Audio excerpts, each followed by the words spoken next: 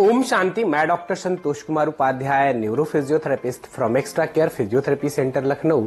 दोस्तों, आज इस वीडियो में हम लोग बात करेंगे बीपीपीवी का, जो हॉरिजॉन्टल कैनाल का बीपीपीवी होता है उसके विषय में। दोस्तों, ऑलरेडी हम लोगों ने एक वीडियो बनाई हुई है कि बीपीपीवी क्या है, किनमें कॉमनली देखा जाता है, क्या कारण होता है, क्या उसका ट्रीटमेंट प्रोटोकॉल है, और एक वीडियो ऑलरेडी और बनी हुई है जो कि कॉमनली यदि मैं बात करूं बीपीपीवी की, तो बीपीपीवी सबसे जो कॉमनली देखने को मिलता है वो पोस्टीरियर कैनाल का देखने का मिलता है। तो उसके लिए ऑलरेडी एक वीडियो बनी हुई है कि उसको एग्जामिन कैसे करना है और उसमें क्या मैन्यूवर होता है और कौन सी एक्सरसाइज करनी होती है, इसके विषय में ऑलरेडी हम लोग डिस्कस किए हैं। दोनों का लिंक आपको डिस्क्रिप्शन में मिल जाएगा, आप जाके देख सकते हैं। आज इस वीडियो में हम लोग स्पेसिफिक बात करने वाले हैं कि यदि हॉरिजॉन्टल कैनाल का बीपीपीवी है तो कौन सा टेस्ट करते हैं और इस टेस्ट को कैसे इंटरप्रेट करते हैं और इसमें कौन सा मैन्यूवर करते हैं जिससे कि यह हमारा हॉरिजॉन्टल कैनाल बीपीपीवी ठीक हो जाए। तो दोस्तों, सबसे पहले मैं आपको एक बताना चाहूंगा कि जो ओवरऑल बीपीपीवी के केसेस देखने को मिलते हैं उसमें सबसे कॉमन यदि मैं बात करूं तो हमें देखने को मिलता है पोस्टीरियर कैनाल का।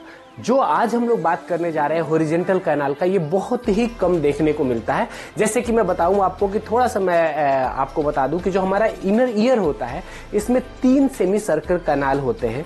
तो जिसमें कि एक पोस्टीरियर हो गया, एक इंटीरियर हो गया, एक हॉरिजॉन्टल हो गया, जो कि हमारे ईयर के लेवल पे मतलब यहीं पे हॉरिजॉन्टल होता है जैसा आप देख रहे हैं। हॉरिजॉन्टल कैनाल में बेसिकली यदि मैं बोलूं तीनों का अलग अलग एक मूवमेंट मैं डिफाइन करूं तो पोस्टीरियर कैनाल में हमारा लेफ्ट और राइट का बेंडिंग हो गया, इंटीरियर कैनाल का ज्यादा मूवमेंट आगे पीछे करने में गर्दन हो गया। इसी तरह जिसकी बात आज करने जा रहे हैं हॉरिजॉन्टल कैनाल, इसमें नो का मूवमेंट है। तो बेसिकली यदि मैं बोलूं कि ये कैनाल हमारे नो के मूवमेंट से रिलेटेड है तो हमारा जो एग्जामिनेशन भी होगा वो इसी से रिलेटेड होगा।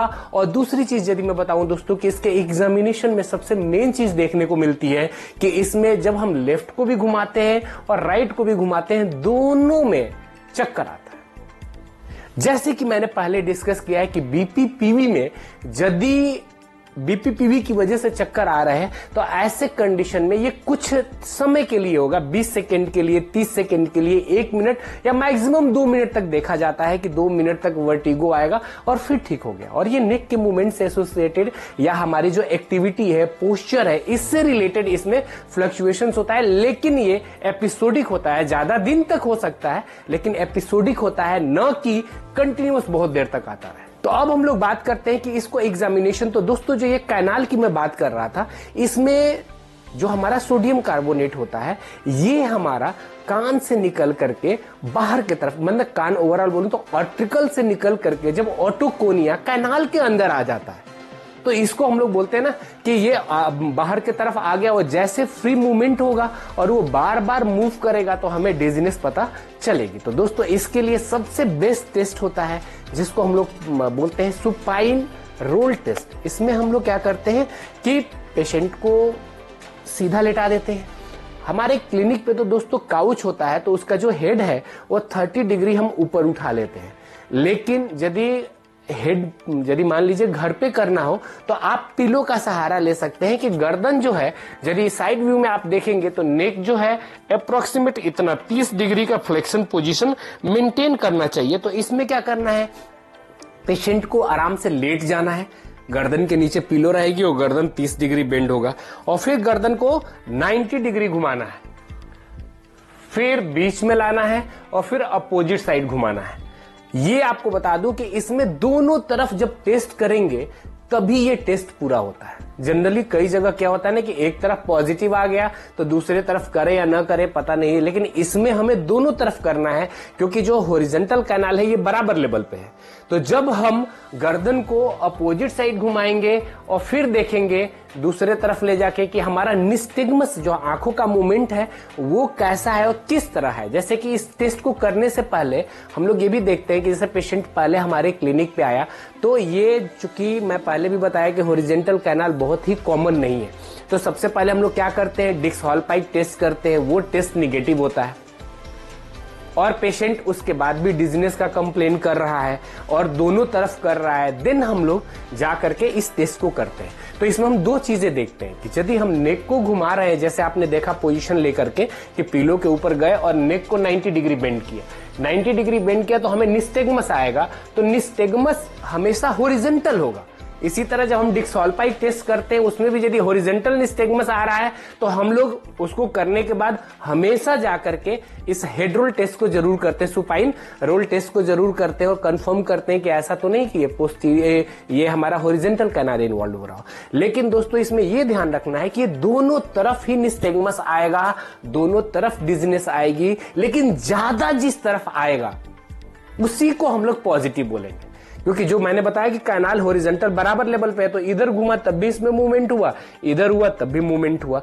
तो ऐसे कंडीशंस में हमेशा हमें ध्यान रखना है कि निस्टेगमस किधर का आ रहा है, और ये भी ध्यान रखना है कि हॉरिजॉन्टल निस्टेगमस को भी हम दो तरीके से देख सकते हैं दोस्तों, क्योंकि इसमें भी दो तरह की प्रॉब्लम होती है। जैसे बीपीपीवी होता है ना, तो एक तो बाहर की तरफ पूरे कैनाल के अंदर घूमता है क्रिस्टल, तो उसको हम लोग कैनालोलिस्थेसिस बोलते हैं, और इसी तरह कुपुलोस्थेसिस भी होता है जो कि कुपुला के साथ अटैच हो जाता है। तो दोस्तों इसमें जब हम करते हैं टेस्ट तो हमेशा इन दोनों चीजों का ध्यान रखते हैं कि इसमें ये जो बीट है ये जमीन के तरफ आ रहा है या जमीन के अगेंस्ट आ रहा है, यानी कि आपके दूसरे कान के तरफ आ रहा है। जैसे नेक को इधर घुमाया तो आंखें नीचे की तरफ जा रही है या अपोजिट कान के तरफ जा रही है।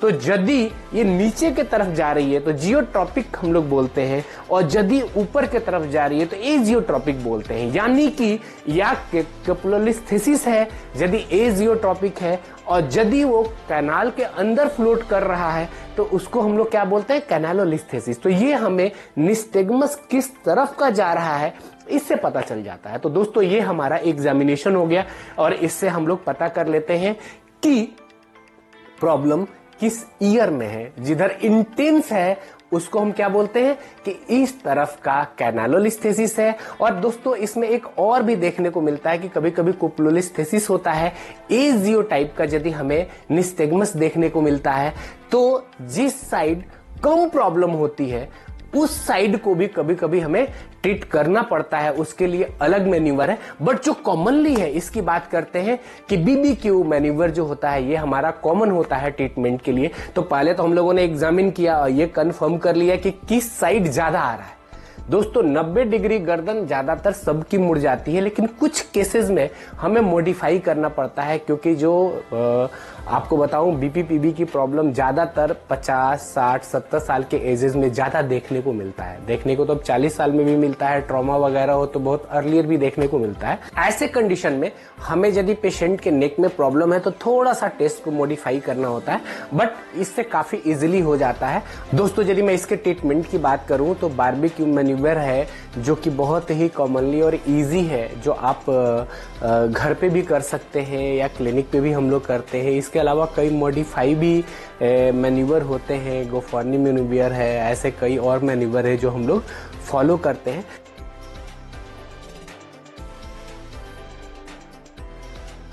दोस्तों यदि राइट साइड अफेक्टेड है तो सबसे पहले राइट साइड को लेट जाएंगे,